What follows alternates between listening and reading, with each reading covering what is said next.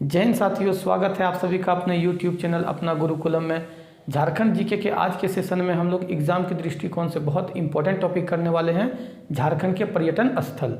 अब ये पर्यटन स्थल जो है वो जलप्रपात भी हो सकता है, बांध भी हो सकते हैं, मंदिर भी हो सकता है, पहाड़ भी हो सकते हैं, ये कुछ भी मतलब जो वहाँ का फेमस है वो हो सकता है। ठीक है, तो हम लोग आनी पढ़ तो रहे एक टॉपिक पर्यटन स्थल, लेकिन इससे बहुत कुछ क्लियर हो जाएगा आपका। तो आज का टॉपिक मैं कहूँगा आपको कि किसी भी कीमत पर ये मिस मत करिएगा, क्योंकि एग्जाम में मेरा मानना है कि इससे प्रश्न पूछे जाएंगे। ठीक है, इसको स्किप करने का कोई ऑप्शन नहीं है, और प्रश्न पूछे इससे निश्चित रूप से एक ना एक प्रश्न आपको एग्जाम में देखने को मिलेंगे। तो वीडियो के अंत तक बने रहिएगा, और अगर इस चैनल में पहली बार विजिट कर रहे हैं तो पहले रुक जाइए, वीडियो को पूरा देखिए, अगर अच्छा लगेगा तो सब्सक्राइब कर लीजिएगा अंत में। ठीक है, आइए हम लोग स्टार्ट करते हैं देर ना करते हुए।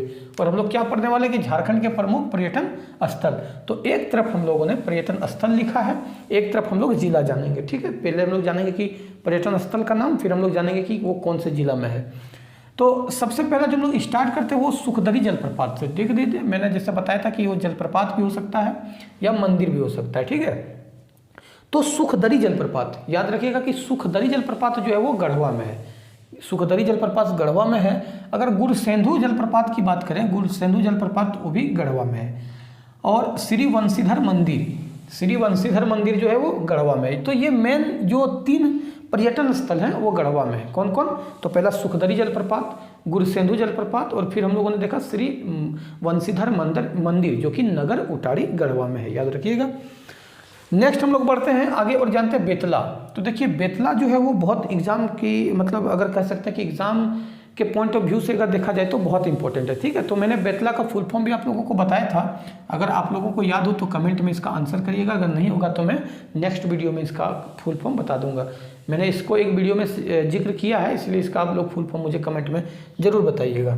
तो बेतला नेशनल पार्क हो गया, मैग्नोलिया पॉइंट हो गया। ठीक है, और मैग्नोलिया के बारे में मैंने कहानी आप लोगों को जब हम लोग पढ़ रहे थे उपनाम जब हम लोग पढ़ रहे थे झारखंड करंट अफेयर में, तो मैंने वहाँ पर इसका बहुत बार जिक्र किया था। ठीक है, और सूर्योदय एवं सूर्यास्त स्थल, ठीक है, सूर्योदय एवं सूर्यास्त स्थल, ये तीनों का जिक्र मैंने बहुत बार किया। तो याद रखिएगा, ये जो तीनों है, Betla national park, Magnolia point, सूर्योदय एवं सूर्यास्त स्थल, ये लातेहार में। और बेतला के बारे में याद रखिएगा कि भारत का एकमात्र राष्ट्रीय अभ्यारण्य भी है। ठीक है, बेतला 1976 में इसका गठन किया, मतलब स्थापना किया गया था इसका, बेतला नेशनल पार्क का।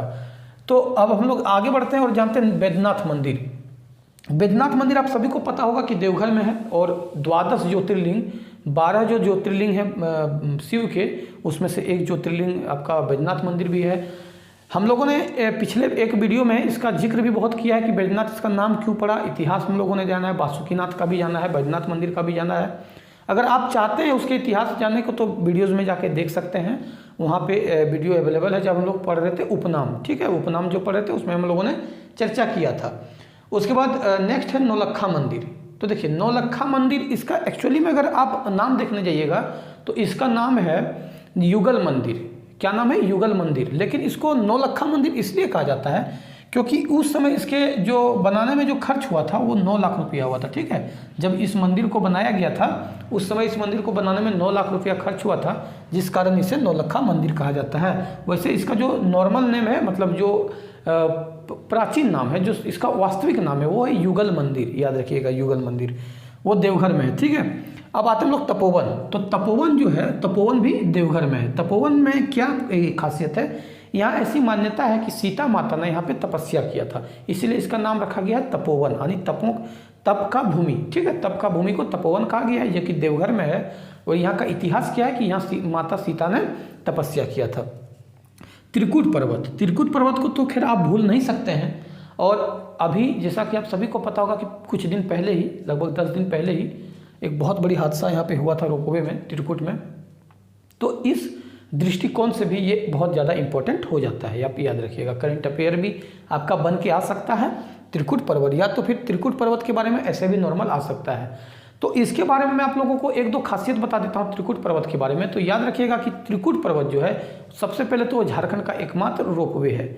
दूसरी कि भारत का सबसे खड़ी हाइट वाला रोपवे है, ये भी इंपॉर्टेंट है।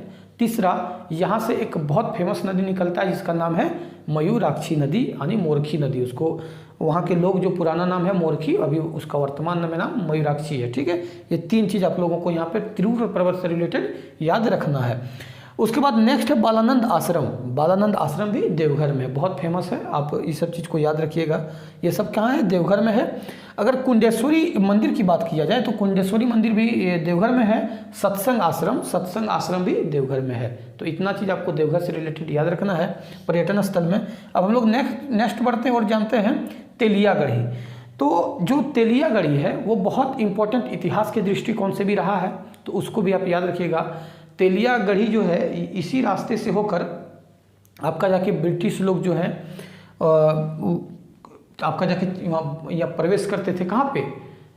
बंगाल में। ठीक है, तो ये इतिहास के दृष्टिकोण से भी बहुत इम्पोर्टेंट है। और जैसे कि तेलियागढ़ी जो है वो एक मतलब कह सकते हैं कि बहुत कॉमन रास्ता हुआ करता था ब्रिटिश लोगों के लिए।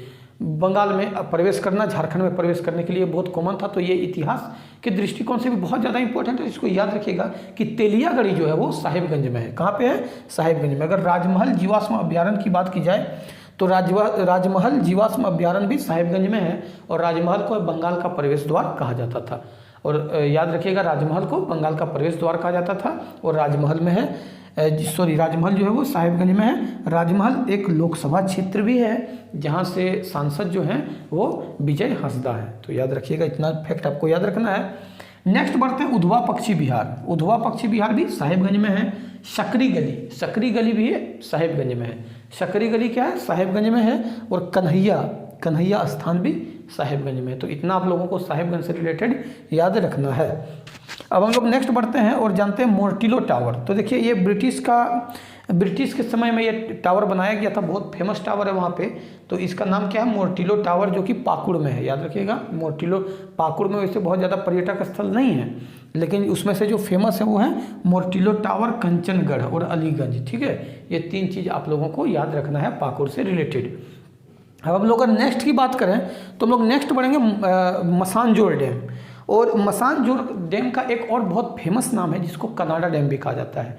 अब उसे कनाडा डैम क्यों कहा जाता है? क्योंकि वो कनाडा देश के सहयोग से बनाया गया था और उसी के मॉडल पर बनाया गया है, जिसके कारण मसानजोर डैम को कनाडा डैम भी कहा जाता है। और ये डैम कहाँ पर है? तो दुमका में। याद रखिएगा, झारखंड की उपराजधानी कहाँ पे है? दुमका में है। तो दुमका में क्या है आपका जाके मसानजोर डैम या कनाडा बांध या डैम। ठीक है, उसके बाद बासुकीनाथ, बहुत फेमस। कोई भी व्यक्ति, कोई भी तीर्थयात्री अगर देवघर में पूजा करते हैं, बैद्यनाथ धाम में पूजा करते हैं, अगर वो बासुकीनाथ नहीं जाते तो अपने आप को वो अधूरा पूजा मानते हैं। ठीक है, और बासुकीनाथ जो है उनका भी नाम बासुकी क्यों पड़ा है, इसका भी मैंने चर्चा वीडियोस में किया है। जिस वीडियो में मैंने देवघर के बारे में चर्चा किया था कि बासुकीनाथ क्यों पड़ा है।